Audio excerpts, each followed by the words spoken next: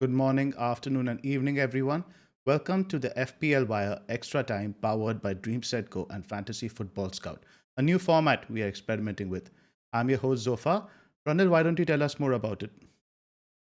We've had a lot of our listeners complaining that our podcasts are the length of a movie. So we thought, why don't we give something to people who are short on time? What are we aiming for, Zoff, on this little chat? We're just going to be looking back at yesterday's games. 15 minutes, you reckon?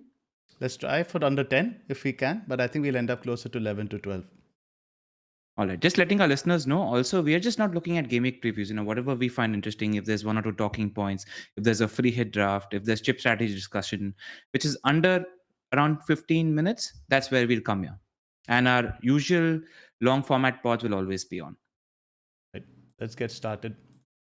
Our first game, West Ham Newcastle. I was surprised by how West Ham completely didn't show up in front of goal yesterday.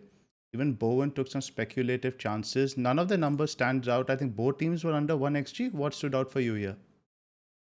Nothing. The fact that I could consider selling Bowen now onwards. His fixtures also don't really look good after West Ham play Wolves at home, which are a tough defensive unit. After that, they have Liverpool and Aston Villa. So it looks like it might be okay to drop Bowen for a double game week in the future. Or if you're on free hit, I think it's okay to go without Bowen this week against Wolves. Stood out from that Newcastle team. He finally looked like his old self from last season, where he was expressing a lot more. Just something worth monitoring before that double double. Let's watch. Let's check out Arsenal Brentford. Odegaard's numbers stood out. XG non-penalty, he was actually the highest amongst Arsenal players with 0.59, and he also took a couple of shots. No, three shots in fact. Did you watch this game? Yeah, when it comes to shots, Saka has been mounting them.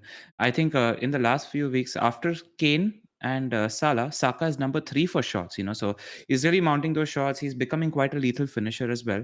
We were talking about the game in the morning, and you were talking to me about how good a game ESR had. It might be a little difficult in terms of what Arteta does now because of the performance ESR puts in. So I don't know if their attackers, which positions are nailed, and I don't know how he drops ESR after that shift. It'll be very interesting to see. I don't think ESR can be benched, but at whose expense do you think he'll keep Martinelli on the bench? Find out soon. But I just don't just a know. note on Saka, he had six shots, but those six shots totaled only 0.31 xg. I found that interesting. Yep. And that Brentford goal right at the end was so unnecessary. I was sitting on double Arsenal defense. They controlled the game throughout. They conceded around zero point 0.3 xg in the game. So quite unhappy about that double defense. Villa Watford. I thought Dennis looked really, really sharp in this game. I think Sargis brings another element of quality into that front three. And I thought Watford were good for their win. That said, Coutinho kept finding himself in good positions throughout the game. I just think Gerrard is going to fine tune his team to find that little bit of balance in midfield. I think the absence of Marvelous Nakamba, like we mentioned on the previous pods as well, is hitting them hard at the moment. And I think once he's back, he'll be able to find balance. Just some numbers in terms of XG non-penalty. Dennis recorded 0.77. King also had a big chance at the end. Unfortunate not to score 0.47 XG non-pen. Sissoko 0.38 as a 4.5 midfielder also showed promise. And in terms of big chance created, no player managed more than Sar this weekend. Three big chances created. Just wanted to point out though, because this is something our friend Adam Hopcroft tweeted about. Around the 60th minute, Gerard made subs where he took out two midfielders and got on two attackers as well. So Villa were very open right after that. So game state also affected those numbers. Just wanted to point that out. Three chances created for Dean, and he came close with a free kick. Still showing signs of some potential there. Brighton versus Burnley. Brighton clearly missing Webster and Dunk. I wasn't expecting that to happen, but Wout Weghorst looking sharp. I think what I like about him is he's got goal threat. Whenever I watch him, he's got that knack of being in the right positions, finding the right spaces between the defenders, and his hold-up play means he's got good assist threat as well. No brainer if you're free hitting in 27. Absolutely. If he's fit, he is likely going to be my captain. But I was just going through the stats. The stats aren't really very good. But I think, for example, Lennon, I'm seeing his XG non penalty is even higher than Weghorst. So maybe we should temper our expectations a little bit, or maybe he's just a good player. Yeah, when it comes to captaincy, I'm debating between a Spurs attacker and Vegas. I don't know. It depends on how Leicester do today, how they're looking, whether Fofana is going to be fit as well, who they're playing in one of the doubles. So I'm not nailed on Vegas as an attacker. I'm leaning towards the Spurs attacker based on how today's games go. Yeah, and also how Just they look wanted to. midweek, I think, against Spurs. Go ahead. Yeah. Yeah, one thing I wanted to point out, I thought Connor Roberts looked really, really attacking as that wing back. And I think if you're on free hit, I think Nick Pope is a no-brainer because your keeper is generally going to accumulate saves as well. But if you're looking for a defender in addition as well, I think it's a call between Ben Mee and Roberts because Roberts was quite attacking. And we've seen with Ben Mee that the opposition that Burnley face, Leicester and Palace in double game week 27, they're really, really weak on defending set pieces and corners. So I think that's going to be a decision later. Palace, Chelsea. You That tell the- us your team.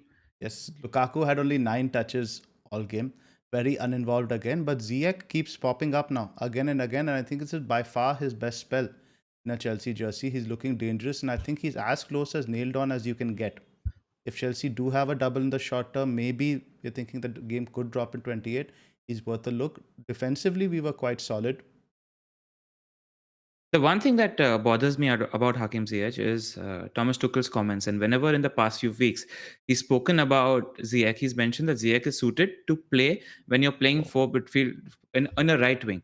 Now, Reece James is very, very close to being fit. And the best football that Chelsea have played this season is when James and Chilwell have been starting for your team. And if James is playing, he's going to be playing as a wing back. And they sort of occupy the same spaces, Ziyech and James. So I'm a little worried about that, and I temper expectations because how does Tuchel fit both in? Spot on.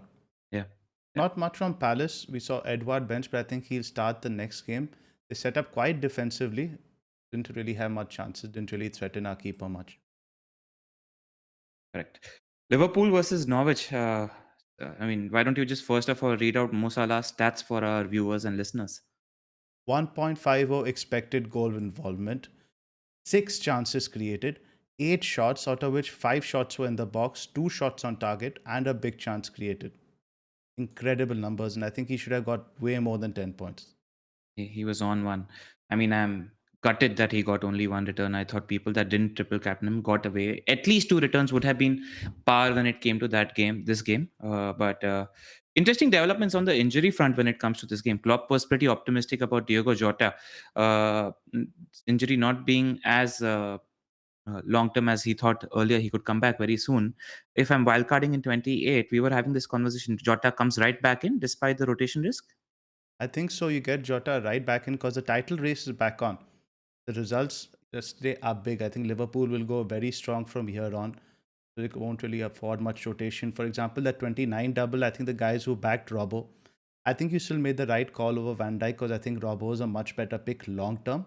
But definitely now those guys who have locked into 3 Liverpool, once Jota becomes fit, you have a decision to make. And the way Mane is showing, he's showing forms of returning to form. I mean, fixtures breed form, and that's something we discuss. If you've not used your triple captaincy chip because of the way the title race is going, I think 29 using it on Mo Salah is what I'd do. Norwich looked a little bit better. They offered something going forward constantly. Perhaps that was enhanced by Fabinho not being there. Liverpool's midfield was quite porous. Yep. Yep. And Liverpool just gained so much control when Thiago was subbed on in that game as well. And I think that's going to. I think Klopp saved Thiago's legs, especially for Leeds United, because he likes playing him against that opposition. So I'm expecting carnage in that Leeds United home game. I'm expecting a couple of returns from Salah, and would be nice if Diaz joined in the party as well. His stats were pretty encouraging himself. I just have it. He had 4 shots in the box and created 5 chances as well. So some healthy numbers from Diaz as well. Jump into Southampton Everton. 11 shots on target for Southampton compared to 0 for Everton. Top 4 expected goal involvement is an old friend, Livramento, with 0.96 expected goal involvement, which is 0.62 xg and 0.34 xA. Behind him was Adams for 0.83.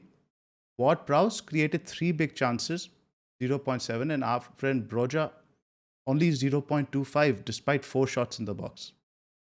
I mean, I was watching the highlights, and Roger still found himself in really, really good positions on multiple occasions as well. So I think it's just happenstance, and you can't look at XG and 1 game in isolation. I think he's still their biggest goal threat. But Southampton do have a habit of distributing their attacks. Worth pointing out one stat that I find very interesting is in the last 8 matches, only 2 teams have scored more goals than Southampton 16, which is very, very healthy. And if you're free hitting in 27 or buying players, I think you're happy to buy Southampton players given their fixture. They play Norwich at home in 27, and they have a very good looking double in 28 as well. So, Ward Prowse, a good punt. We're very happy. We're very big bullish on Broja as well.